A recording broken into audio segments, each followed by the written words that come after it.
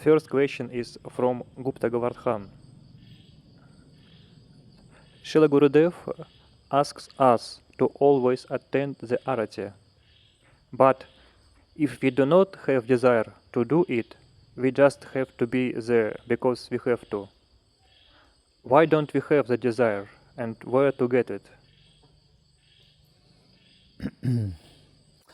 Well,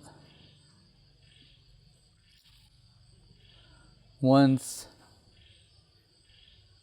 Shamananda Prabhu, disciple of Srila Guru Maharaj, he asked Guru Maharaj on this question,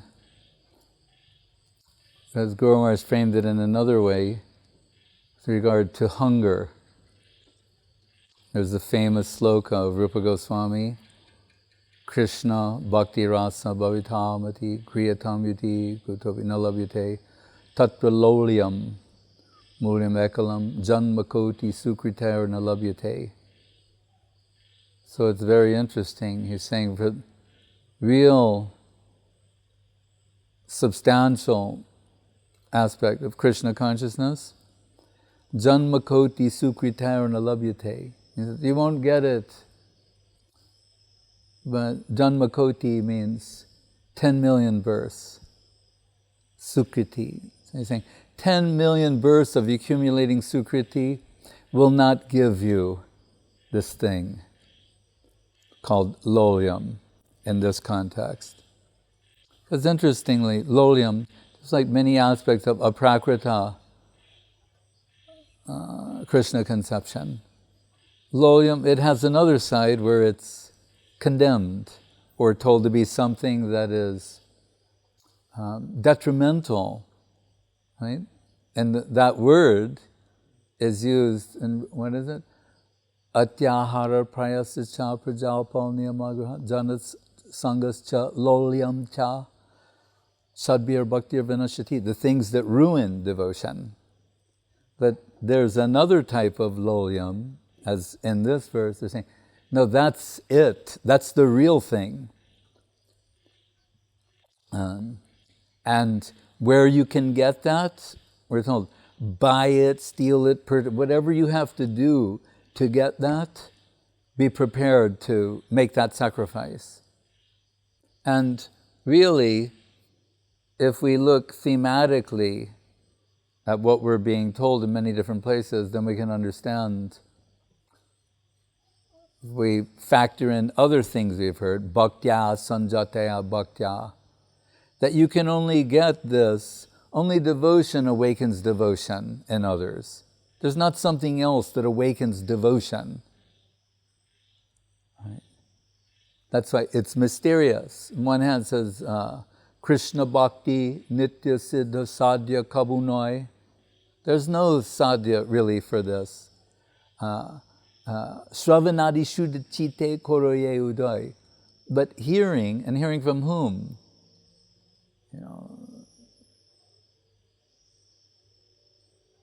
Swadhanvuto Anushanayad Atavarniyeja. Gyane Prayasamurabhasanamanteva Jivanti Sanmukharitam Bhavadiya Bhartam Stane Stita Shrutigatam. Hearing from someone who Krishna has accepted as his own. Really, Krishna is in his heart, and we're not talking about Paramatma. Paramatma is in everyone's heart, and we can hear from everyone. It must mean something else. Premanjana churita bhakti vilochanena santak sadeva hridayeshu vilokayanti yang shama sundaram achintya guna swarupam. That's Krishna, inconceivable.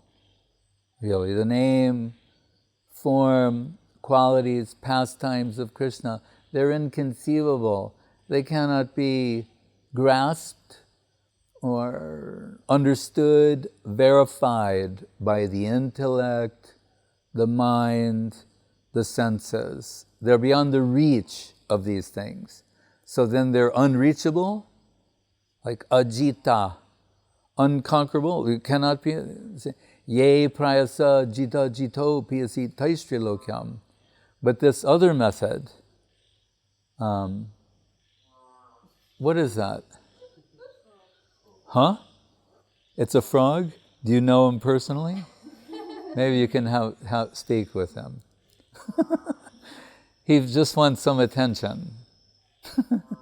Or bring him here or something. You can. Maybe that's what he's saying. Why can't I be in the classroom? It's a rather loud frog. I heard 2 or 3 of them last night. One and then another. Then it took them a while. They figured out they could all do it at the same time.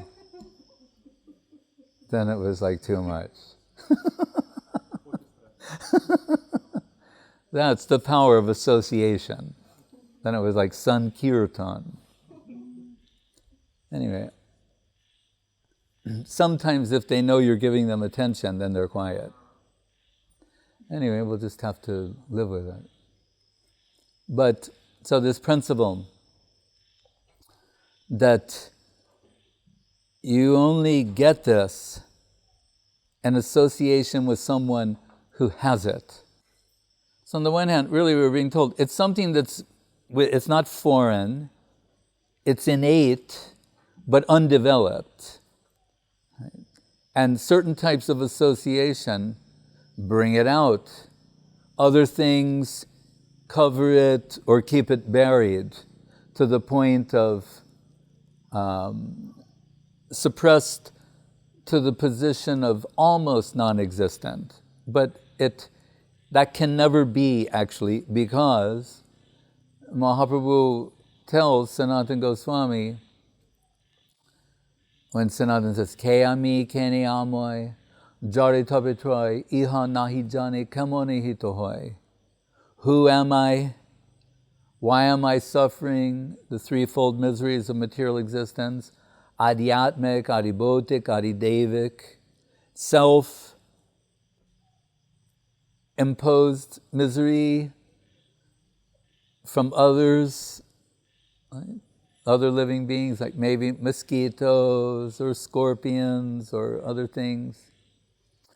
And adidevic, the gods or nature. It's interesting, and I don't know if they still use this expression, but in insurance policies, at least in the United States, if you look at the language of an insurance policy, and it was legal language, and it would say, you're covered for this, that, and the other thing, and then they would mention things that are not covered in the policy. And one of the expression they would use, acts of God.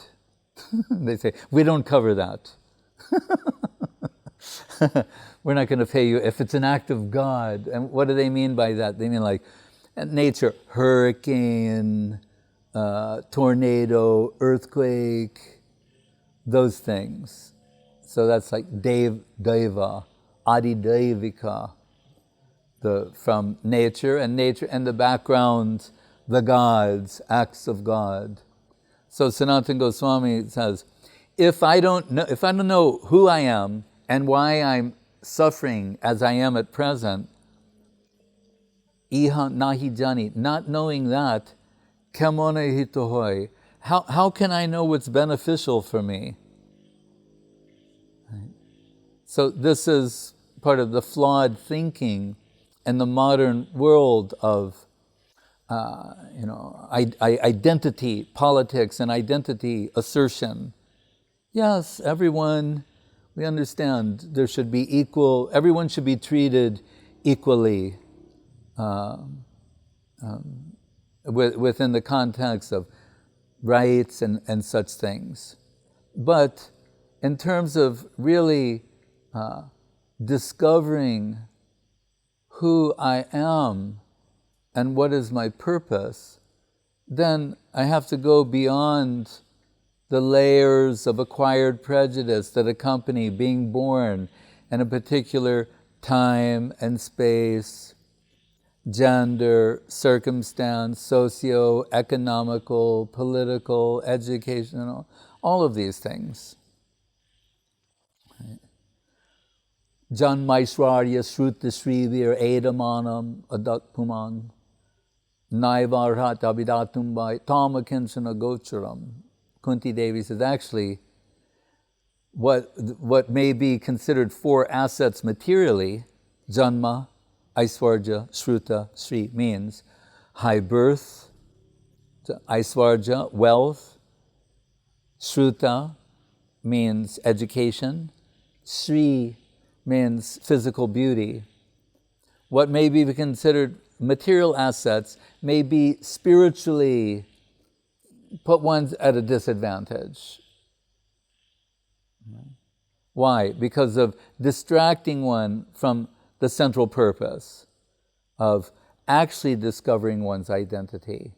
Mahaprabhu's answer to Sanatana Goswami, and Kunti said, just to finish it off, Tvam akinchana gocharam, you're more easily approached by those who are, in Prabhupada's rendering, he said, materially exhausted.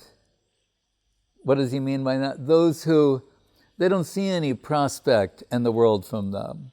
We're not talking about socio-political, business, operative, that's not what he's talking about. It means not seeing the world as capable of offering true fulfillment. Right? And it has to do with what is the core of one's identity.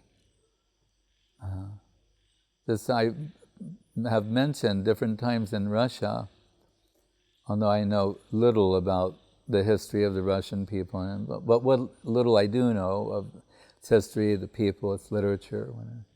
One of their good qualities is a healthy skepticism or pessimism about the mundane.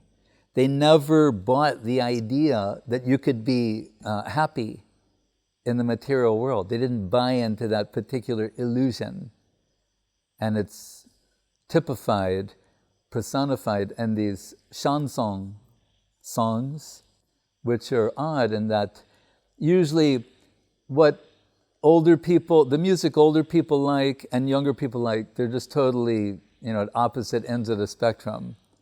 But these chanson songs, everybody knows, there's some element of truth in there that appeals to everyone across the spectrum. And what is the basic chanson song is that, hey, don't be too happy. Tomorrow you could wake up dead, in jail, under investigation. So there's this healthy skepticism in the background. Things may be going all right for a while, but don't expect it to last. Because this is Russia, it's Mother Russia, things, different principles apply here. So they're acknowledging that they're suspicious of too much material well-being. Even Alexander Solzhenitsyn said in his talk, Harvard commencement address, and when was it, 1976, 78, somewhere around there, that he said even from a biological point of view, too much well-being is unhealthy. He made that point. You need some opposition or something that's, an environment that on a certain level is threatening. I mean, you say, well, who wants that? No one wants it outright, but there's no place in the world that is exempt from that. That is Krishna's message to, or part of the message to Arjuna in Bhagavad Gita when he said it is, Janma Mrityu Jara Vyadi Dukkha Doshanu Darshanam, or Anityam Asukam Lokam. What is this world characterized? Anityam, it's temporary. Asukam, it's full of unhappiness. So the Vedic aphorism, what is it? Tamasi Mam Jyotirgama. I forget the rest. Take me from darkness to light, from ignorance to knowledge, from suffering to happiness. But what Kunti is saying there, really, you have to have exhausted this world as a agent for fulfilling that prospect to take spiritual life seriously. Right? you'll be better off, you'll be more focused if you realize this world cannot offer that to you. That's why, interestingly, Srila Guru Maharaj's husband, Saraswati Thakur, would explain the Tadvidi Pranipatena Pariprasnena Seva slok in the Bhagavad Gita about how to approach Guru. He said, Pranipat, Pranipat, which we take means to bow and respectfully make that approach. We mentioned taking the highest aspect of yourself and bowing it in recognition of the superiority of the least aspect of the plane that you're seeking connection with, admission to. But Saraswati Thakur would say, it is a one-way ticket. It's not a round-trip ticket. It's a one-way ticket saying, I'm finished with the experience of this world. And what does that mean? As an agent of fulfillment, that I can realize myself or my identity in terms of connecting with it, right? Making my identity some aspect of the mundane world. And that's the flaw of many movements in the modern world, to think that freedom means freedom for the senses. Whereas the Eastern perspective, Guru Maharaj said, freedom from the senses. That's liberation proper. And freedom for the senses will not lead to self-discovery. Have to become free from mundane pursuit. So Kunti says, akinchana gochana, those who are, their real assets are not detected within the mundane, they can appreciate this. So Mahaprabhu's answer to Sanatana Goswami is, Jive Svarapai Krishnera Nityadas. The real identity, the swarup of the jiva, is the eternal servant of Krishna. It's simple but profound. Eternal servant of Krishna. That means it's a position that is always theirs. Only it can be suppressed. One can become distracted. Bayam ditya benibeshi tatsya dishadape tasya viparyayo smriti. Forgetfulness, we can forget that.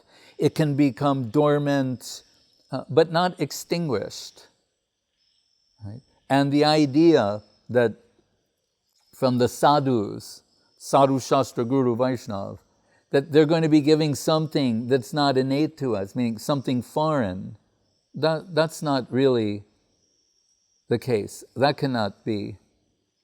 That would be counter to the statements of Mahaprabhu, the statements of all the scriptures.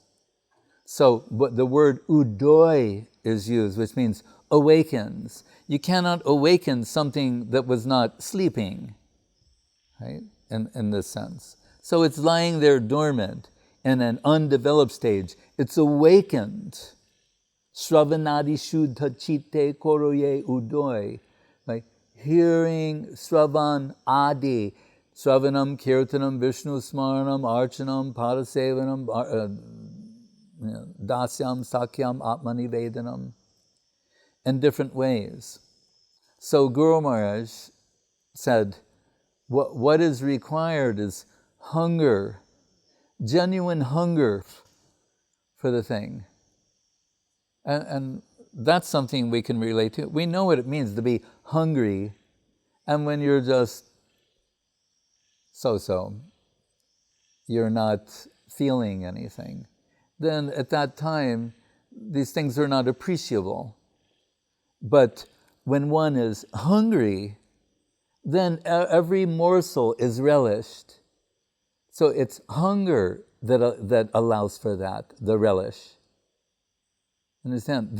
The substance has to be innately relishable, but what allows us to relish is that there's some genuine hunger or hankering, not curiosity, genuine hunger. Because when neophyte devotees will read that sloka and they say, yeah, I want that. I'm very eager for that. For Raga Bhakti, the higher, I really want that. I want it. Isn't that what it says? As much as you want it, you'll get it. You have to really, I want it. Guru Maharaj is saying, deserve, then desire. Some neophyte devotee is going to voyeuristically envision themselves as part of a group of super servitors in Goloka Vrindavan. This is ridiculous. It's not only a fantasy, it's a nightmare. Right? It's unreal. It's what Guru Maharaj calls fictitious devotion. Right? It's like that Stanislavski method. If you want to be an actor, it's a good method. He's the acting guru, saying, you walk like this person, talk like them, eat like them, do everything they do, mimic their behavior day and night, and you'll find suddenly an epiphany where you've become that person. Right? So, it's still acting. It's imitation. So it's one of the flaws of Prakrita Sahajyaism, is to imitate devotees. There's a difference between, what is it? Anusar, anukar. Right? Imitation and following in principle their approach, their behavior. There's a big difference. We're told if we imitate the Mahabhagavatas, we go down. So Guru Maharaj said, we need to get that hunger for the real thing. Then Shyamananda Prabhu said to him, how to acquire that hunger? And here's the answer to your question. He said, associate with the hungry. You know? And sometimes Bhakti Shran Vaishnav Maharaj, Srila Prabhu, he pointed out that Gurudev, he could describe prasadam and food in such a way that even if you've just eaten a feast, he could awaken hunger in you again.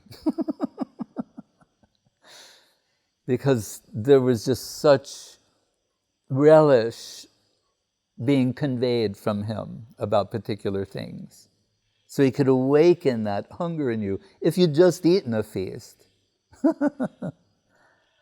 So it's something like that. By hearing and associating, because we can also we associate through service. Hearing doesn't mean just literally hearing. What's the evidence of having heard? Is resultant behavior or modification of consciousness. Heart, in the deep heart's core, something enters. Not just literally hearing. Avaishnava mukhodgiranam putam harikatamritam sravanam naiva kartavyam sarpo chistam yatapayo. If it was a question of just hearing, why is Sanatana Goswami condemning hearing from a Vaishnava or a non-Vaishnava? Same words, same topic, everything he's saying. Don't hear from them.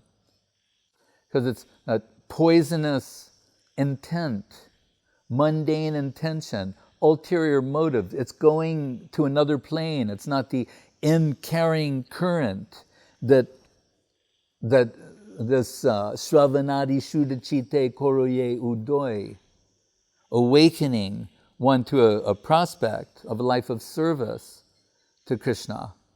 But it's the opposite, seeing Krishna as an object of fulfillment, seeing Krishna consciousness as an objective sense of fulfillment. So devotees are sometimes disappointed that the holy name is not making them ecstatic, or they're going to the arati and not connecting with that, or hearing from the scripture and not having a deeply moving experience or divine revelation. Still, that we're told, go on hearing, Shunite, here again and again and again. If you can just do that faithfully and say, all right, maybe I'm in a position right now of not appreciating. At least I can understand theoretically what's possible by statements of Sadhu, Shastra, Guru, and Vaishnava, but right now I'm not in a position of appreciation so much, so at least let me participate and associate and offer my energy and service, and perhaps by the grace of these Vaishnavas, of Guru and Vaishnav, some transformation will come to me. The song saying Gurudev Kripa Bindu Diya mentions aparad. The narrator of that song is saying, please free me from these aparads which are obstructing my progress in the service line. So, and another thing to consider, as Guru Maharaj is saying, the general concept of darshan is to go and see. Like we think, we'll go see the deity. When some disciples of Saraswati Thakur, Guru Maharaj tells the story differently according to the deity, but let's say Gaur Gadadhar. They come back from the darshan of Gaur Gadadhar, and Saraswati Thakur says, you saw Gaur Gadadhar? And oh yes, Guru Maharaj, we saw Gaur Gadadhar very well. You saw Gaur Gadadhar? Yes, it was simply wonderful. You saw Gaur Gadadhar? Anyway, no, Guru Maharaj, we did not see Gaur Gadadhar. He said, yes, that was your eye exercise. Right? We're told in the Bhagavatam and elsewhere how the eye will first focus on the lotus feet of the Lord, then gradually move up the form and to different places, then to the smiling face, this, that. So he's saying that means your eyeball, like it's starting down, then it's going up, it's going to the left, going to the right. He's saying what you are doing is eye exercise. What does he mean? What is your capacity to see the deity, to see Krishna, right? To see Jagannath? I mentioned that when someone made a murti of Guru Maharaj after his disappearance, and some devotees were not completely happy with that, thinking that it didn't really look like Guru Maharaj. And Srila Gurudev said, if Jagannath is Krishna, then that's Guru Maharaj.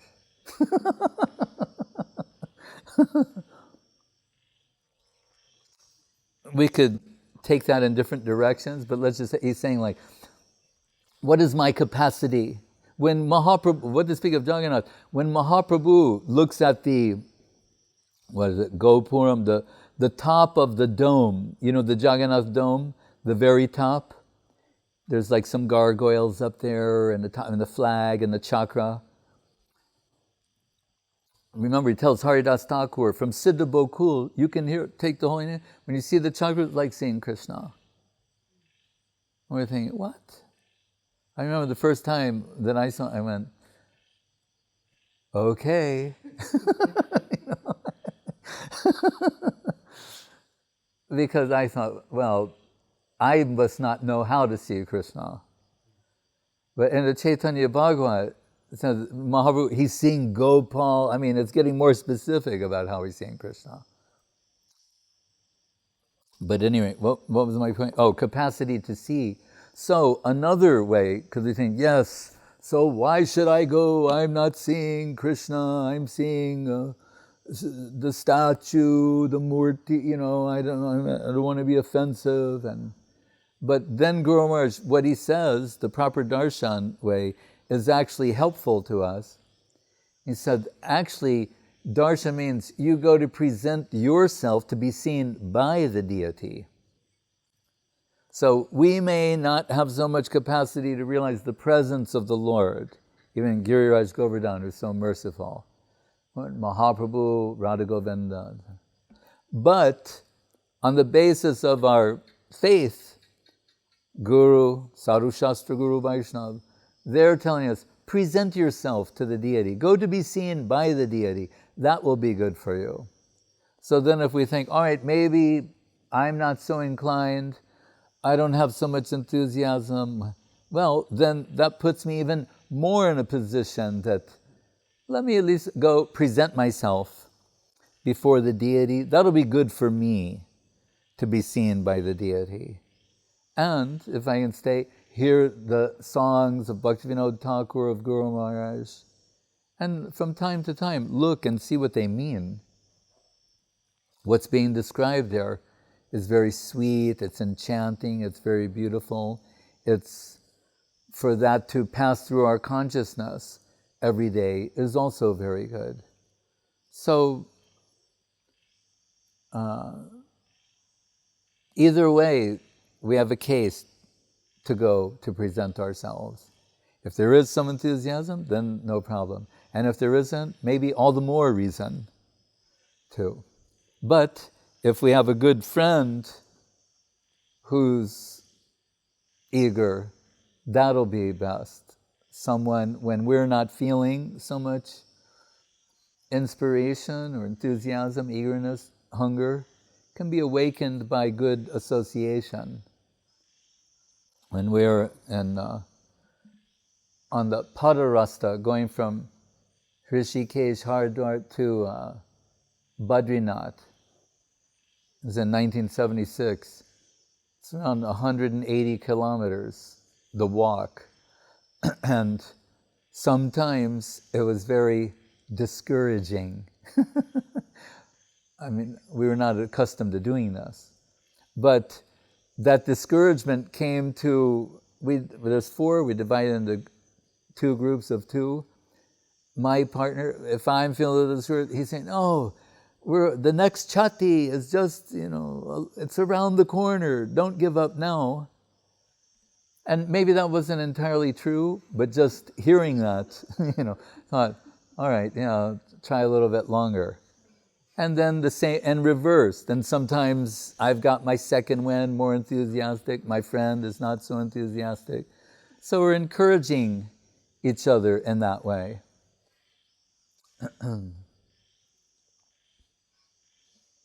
That's the principle of association, can awaken some interest, enthusiasm, hankering, hunger in others. Sadhu Sangha, Sarva Shastra Koi, Lava Matra Sadhu Sangha, Sarva Siddhi Hoi. So it's so important that we're told a moment's association with the highest type of sadhu is capable of giving one all perfection. It's that powerful. And I mentioned Gurudev telling the story of Vashishta Rishi and Vishwamitra Muni and Anantadev. And Vishwamitra, he approaches Vashishta for some particular type of spiritual instruction. Anantadev, Vashishta said, Anantadev is the master of this. You should approach Anantadev. So by his mystic power, he goes to perhaps the bottom of the universe where Ananta is holding all the planets or universes, let's say planets, on his head. And he's approaching him, please, if you can instruct me in this particular spiritual knowledge. And Ananta said, oh, holding these planets gives me a headache. Can you give me some relief? You think, by what power could I possibly? Well, your mystic power that you've accumulated, see what you can do. So he summons all of his mystic power. He can't hold one planet. And then on today, that's all you got? What about sadhu sangha? Any sadhu sangha you had? I was with Vashishta for a moment. All right, try that. Suddenly he's holding planets. Anantadev, oh, what a relief. How can I help you? Well, this particular knowledge. Well, it's actually, Vashishta Rishi is the expert for that knowledge. He's known, sometimes gets a little angry. What? He, by mystic power, returns to Vashishta and says, you sent me to Anantadeva, and he tells me, you're actually the expert in this regard. Why did you? And his answer was, because you had no faith in me. Now, after Anantadev has given his endorsement that Vashishta Rishi is the man, he's the one you need to hear from. Now you have some faith. Now you're ready to hear. So that type of good fortune, sudurlabha bhagavata hiloke, very rare to achieve in this world. Have such connection with such saints, but really all of this Krishna consciousness movement is based upon that. The sum and substance in this movement is based upon having gotten superior association. Because we say, oh, Prabhupada, he brought the holy name, the books, and yes, that's your answer. Without the devotee, without him, then you didn't get the holy name, the books, the deity, you didn't get any of that. And Guru Maharaj is like, without Srila Prabhupada Swami Maharaj, we didn't know about Guru Maharaj. And Srila Gurudev, Srila Bhakti Sundar Govindadev Goswami Maharaj. And again, what we got from them, it's through association and service. And it's still going on with their faithful disciples, followers, friends. That's really how Krishna consciousness works, is through association with devotees. Beginning, middle, and end. Seva sadhaka rupena siddharupena chatrihi. From begin, even in the upper world, still under the care, guidance, association of genuine devotees of Krishna, whom Krishna considers his own, sajjantoshini, to please them.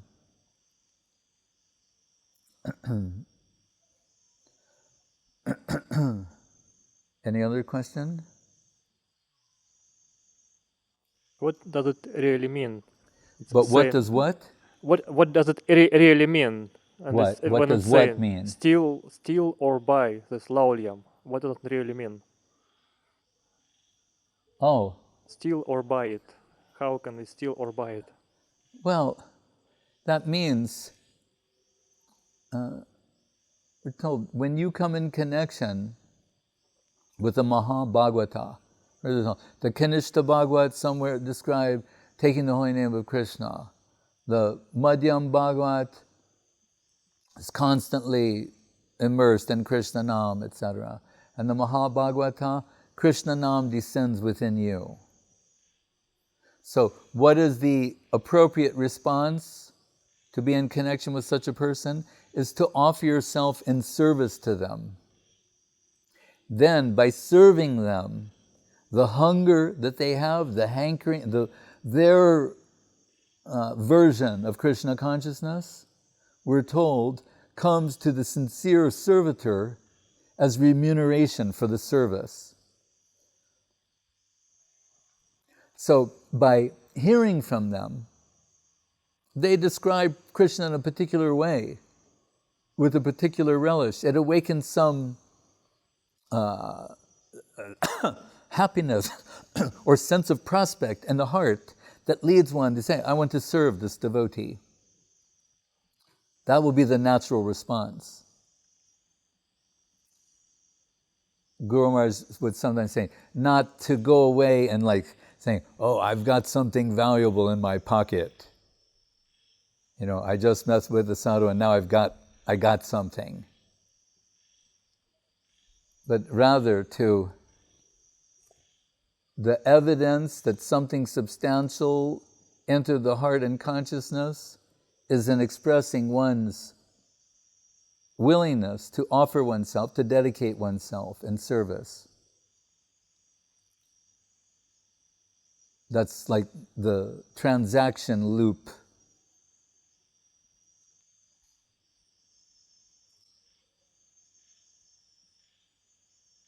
When Saraswati Thakur would impress his Krishna consciousness upon his followers.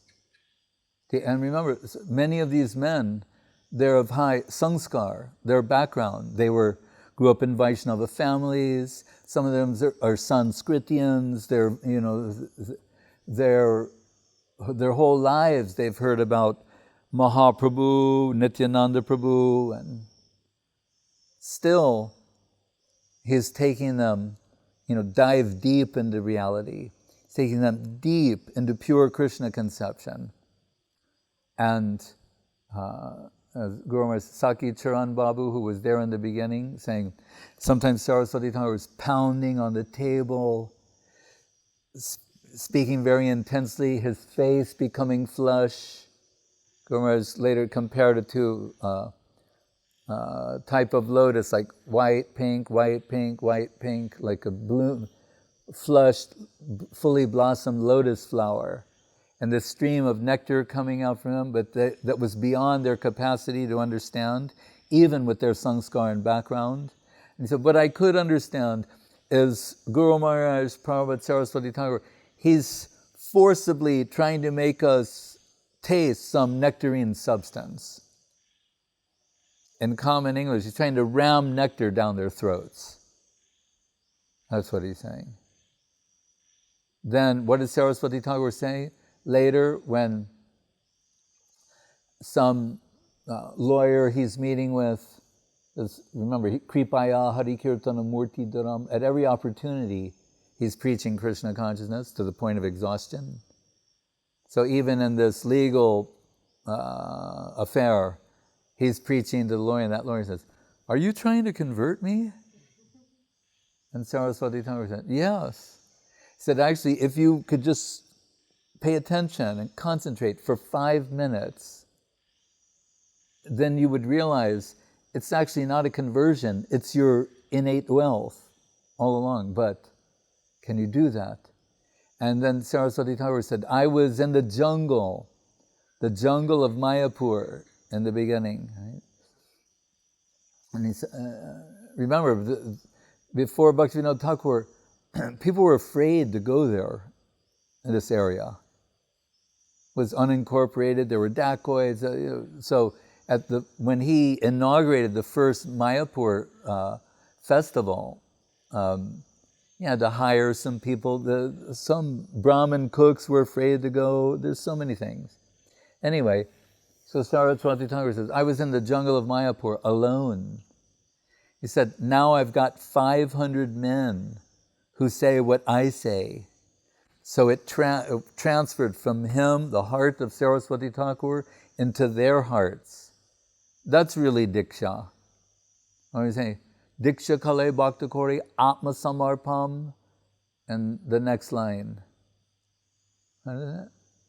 Anyway, I forgot. But saying, really, it has to do with offering Atma Samarpam, means completely offering yourself. It's that time. So they offered themselves, body, mind, soul, to be infused.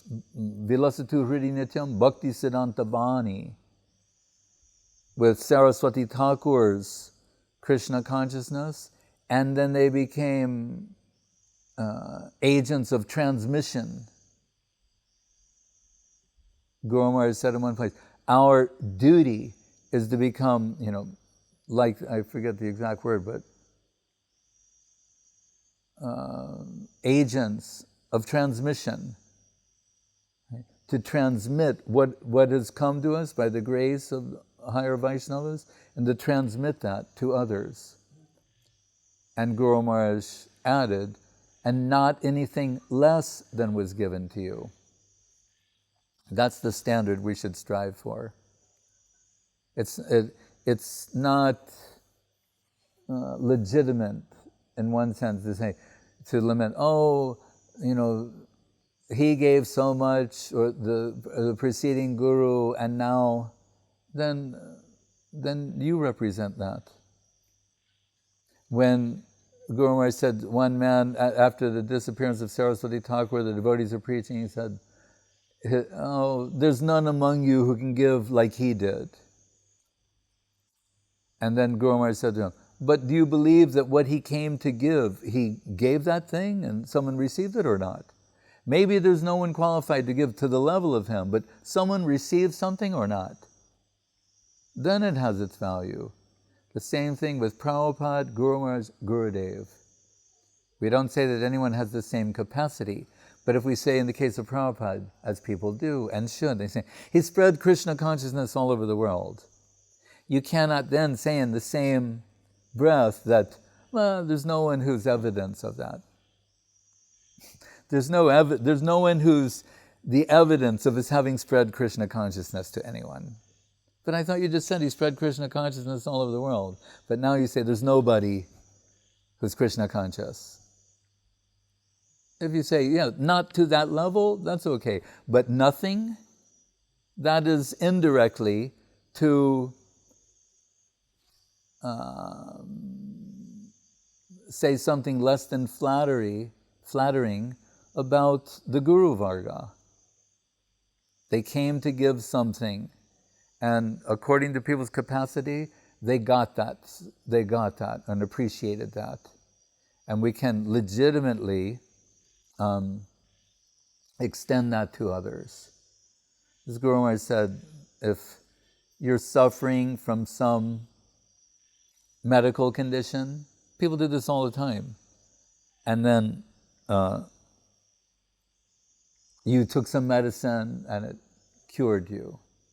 Then someone comes to you, or you see someone, your friend, they have the same condition. Then even though you're not, a doctor or supremely qualified, I was suffering from that, this helped me, in good faith you can recommend that to another person. Because Guru Maharaj was being treated by a physician once. And again, he's having a spiritual discussion with him. And about Guru and this, that, and the other thing. And so, at one point, Guru Maharaj said to the doctor, he said, "Do you know everything there is to know about medicine?" And the doctor said, "Of course not." And Guru Maharaj said, "Then why do you treat people? You don't know everything. Why do you treat people?" And he said, that doctor said, "Then all medical treatment would vanish." If the requirement, he knows everything about medicine. So,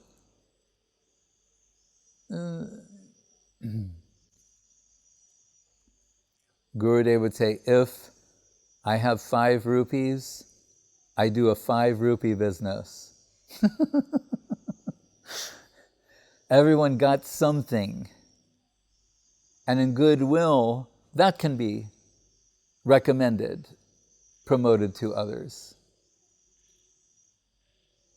But if we say, well, but Guru is Trikalagya, Sarvagya. Yeah, that Guru is not a jiva, Guru is Krishna. But the inspired side of a Vaishnava, we detect Guru, Krishna's presence. I have so many friends. Say, why did you come? Why did you pick me? He goes, oh, the light was on. Your light was on.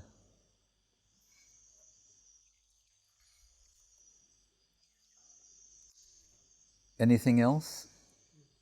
Maria Gluchenko and Anna Goldman invites you in Kiev. Hare Invite you Krishna. in Kiev. We're going to be in Kiev and how many days? 4 days. 4 or 5 days. We look forward to seeing her, Anna Goldman, and she's one of our faithful viewers for such a long time, and the others. Some quote from one of your lecture. In Vedic culture, visual arts are in the lowest section of society. We do what?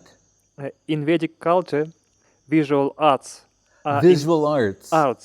Visual arts. arts are in the lowest section of society. Yeah. And then Teresa Loredomola is asking, I thought devotees were measured in a different way than the mundane aspect of the Vedas. Why is this sin about that artist belongs to the lowest section? I don't understand. Well, it's because, I mean, if I understand what's being said right, we're talking about Vedic culture. That means the arts means painting, singing, dancing, performance, those things. That was generally done by Shudras. So it's interesting. In Kali Yuga, there's like things are topsy-turvy or upside down. So the same people in the Kali Yuga, they make $20 million for making a movie that takes them 3 months to make. It's okay. But that's what I mean. They're art or artisans. They're making a carving on a temple or on a Sringasan. That's the way art was for the longest time. Right? It's a relatively modern phenomenon of the idea of the artist as some kind of genius, which I have my doubts about.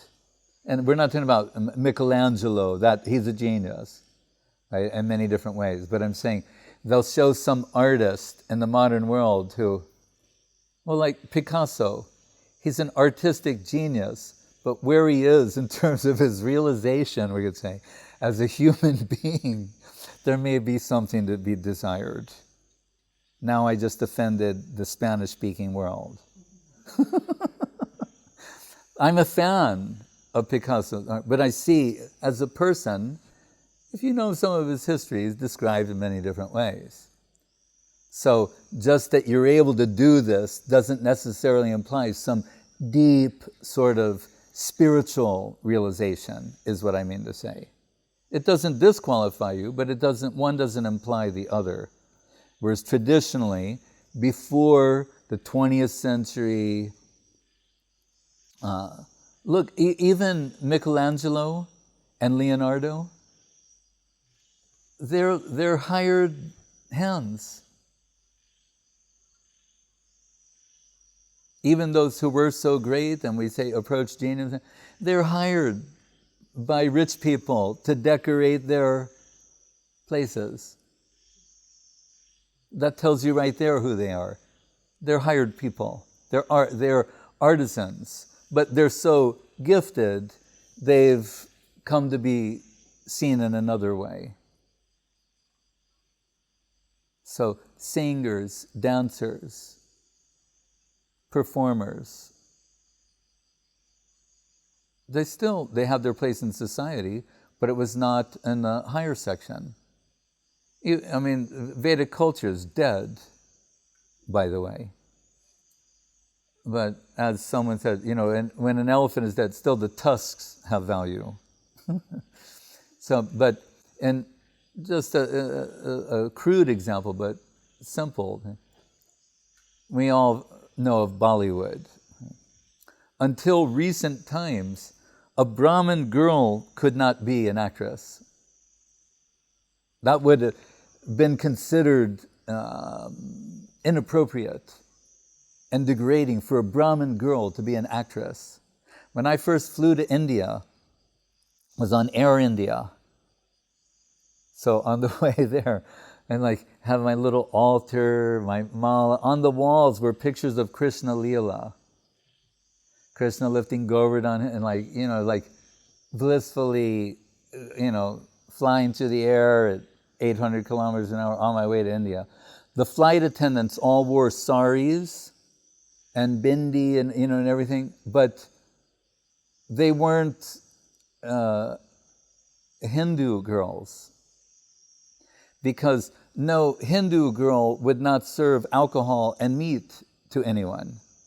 So I remember when I discovered this personally and also read about it later, when I'm like this on one flight, and one of these flight attendants in a full sari, everything, she says to me, "Is this some sort of religious dress?" She's asking me. And we're like, "What?" Like, I thought she was joking. She was just inquiring. She was a Christian. So many of the flight attendants, they were Christians from Bombay who knew nothing about these kind of things, really didn't know. Because, why? Just me in this moment. This is in the 70s. Even a Brahmin, a Hindu girl would not serve alcohol and meat on an airplane to someone. So if you can extrapolate from that and go back, you can understand something about Vedic culture. So Brahmins have a particular place in society, and they deal primarily with scriptures, instruction. All these Brahmin names, Banerjee is Bandopadhyay, Chatterjee, Chattopadhyay, Upadhyay, means they're instructors. And teachers, what is Guru Maharaj's name? Bhattacharya. They're acharjas. And not just teachers of anything and everything, but they teach Shastra, scripture, scriptural instruction. That's what that section does. Kshatriyas have another, they're dealing with military, politics, governance. Vaishyas, the business, trade, also agriculture. And then Shudras in service to the other classes. So if this provides amusement for the other classes, then it's naturally a Shudra type work. And I'm saying there's no shame in that, but that's the position it occupied.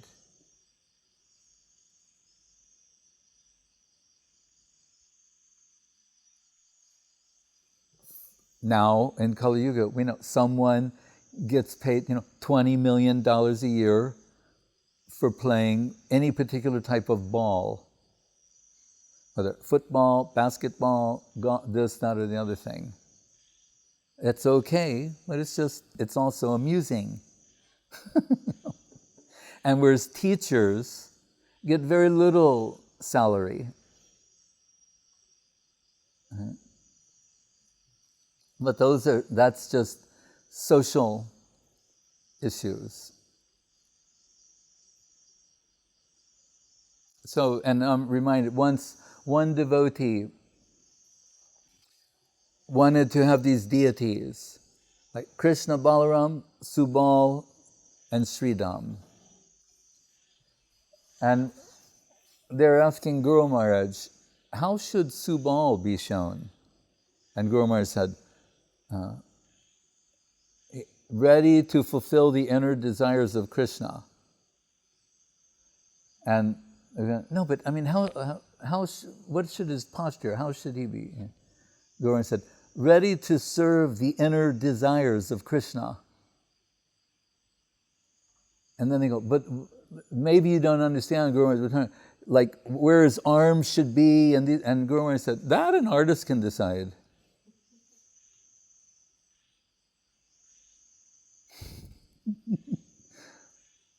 Said, oh, I thought you were asking me something substantial, like, oh, Subal, why does he occupy his position? Because he's aware of and ready to fulfill the inner desires of Krishna. There's something, compacted in that statement, encrypted there. But that is not their interest. They want to know, should the hand be like this or like that? Or he said, artists can decide that. Artist, artisan.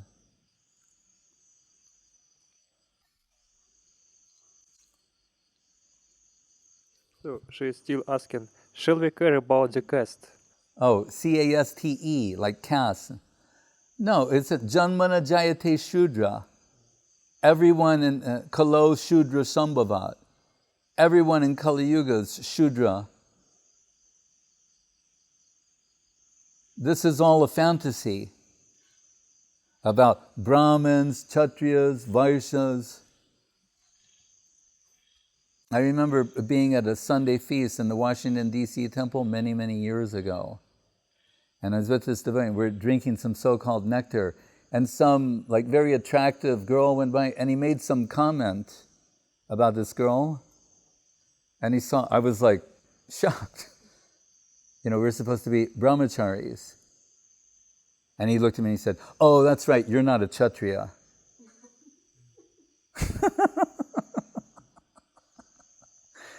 In Russia, once someone gave me a business card, it said, "So-and-so das," for all your yogic needs, it said, "So-and-so das, Brahmin."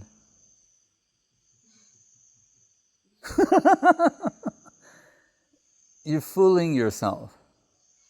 Brahmins, Kshatriyas, Vaishyas. We can talk about what was. It's not even properly represented in India. What to speak of anywhere else? What does Krishna say in the Gita? Janma karma chame divyam evam yo veti tattvataha.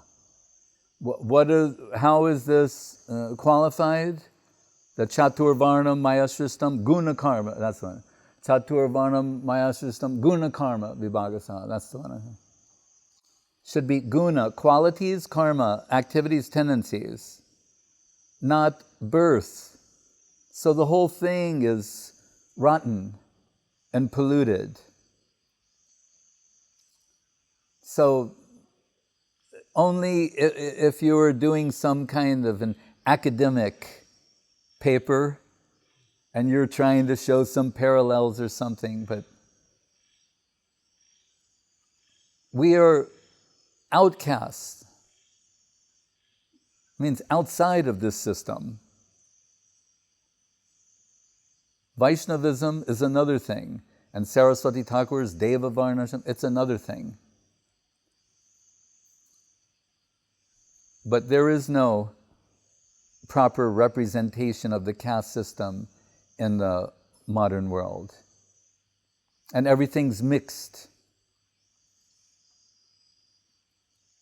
So, what is a real Brahmin is someone who's concerned with Brahma, with spirit.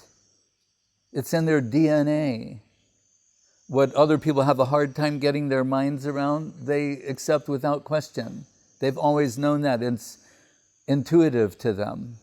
And that's not even Vaishnavism. That's just being a Brahmin. And if you meet someone who knows these things in India, a Brahmin man who has a job somewhere, when I would go on life membership collection, they would be apologetic. Once they knew they were in touch with someone who knew something, by the grace of our Guru Varga about it, they know. A Brahmin should, what they call service in India, means have a job. Brahmins don't work for people. They just come to the line and say, "Oh, your family name," and a line of people. Yeah, now he's got a job working for the government. He's embarrassed because he knows it's not proper according to the caste and the structure. That's all, for the most part, vanished. Doesn't mean now and then you meet somebody who you can see is, adept, or they have some Brahminical qualities, or it's not to deny that. But caste and this is all finished.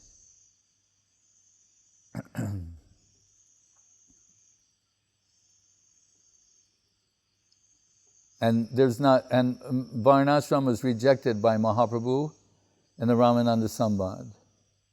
Eho Bahya, Age, that's external. So even when it's working, when it was working previously, Guru Maharaj said, what is it? It's a system whereby which society as a whole, with these divided in this way and working together, like the legs, belly, arms, head, can, he said, march from the mundane to Vaikuntha. That's the idea. Vishnu aradyate pungsan nanyatat toshakaranam. Supposed to culminate in the worship of Vishnu, or ultimately Krishna. Now, there's not enough time for this. And in Kali Yuga, everything's topsy-turvy, upside down. So Saraswati Thakur's movement, Sarvadharmam Parichajamam Ekam, whatever you conceived of previously, give it up. Just run to Krishna. Make your connection with Krishna conception. And within this, and the Deva Varnashram, it's all glorious. Brahminical activities, Kshatriya-like activities, everything, it's all seva. As Saraswati Thakur, the domestic activities of the mat is Radha Dasyam. So it's beautiful. Whatever anyone's tendencies are, if they come here and get the Krishna connection, then that will take them to the highest position. Varnashram is a system for structuring, social stratification according to people's natural qualities and tendencies so that they can make progress out of the mundane into the spiritual. It's rejected by Mahaprabhu as a means now. What did he say? One of the first verses we started with tonight. Jnane prayasamudapasanamanti eva jivanti san mukharita. That means the sadhu. Sat mukharita. Hear from them. Stanesti ta shrutigatam. Whatever your position is. And we're outside of that system. What to speak of, those are out, within it, without. Whatever your position is, you begin hearing from a genuine agent of Krishna and making your progress from there. You may have to walk through the mud to get out of the mud. But once you express the heart, you hear this and the heart expresses some appreciation, you're going in the right direction. And Guru Maharaj says, the spiritual experts say, whether it's today or tomorrow, it's guaranteed. Just like when if someone is a famous doctor who's the expert at curing a particular disease, and you go, oh, you have this disease, who's your doctor? So-and-so. Oh, consider yourself cured. Yeah, you'll have to undergo that, but they're just saying, this person is consider yourself cured. It's something like that. You get this connection, consider yourself cured. Still, we'll have to submit to treatment, but consider yourself cured. The experts do.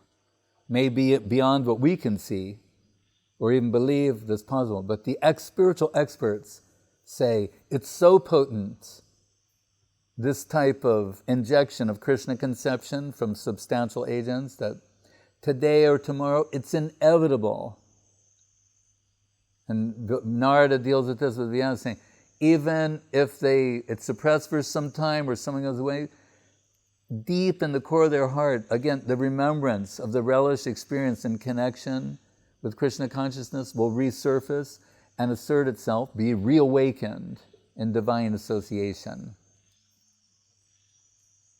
Remember, Janmakoti Sukritara Nalabhyate.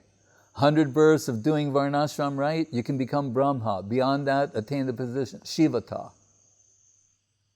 Right? But, Kita janmaho jatatu adas bahir mukha brahma nahi janmayas. Rather be an insect and Gupta Govardhan than Brahma as a non-devotee.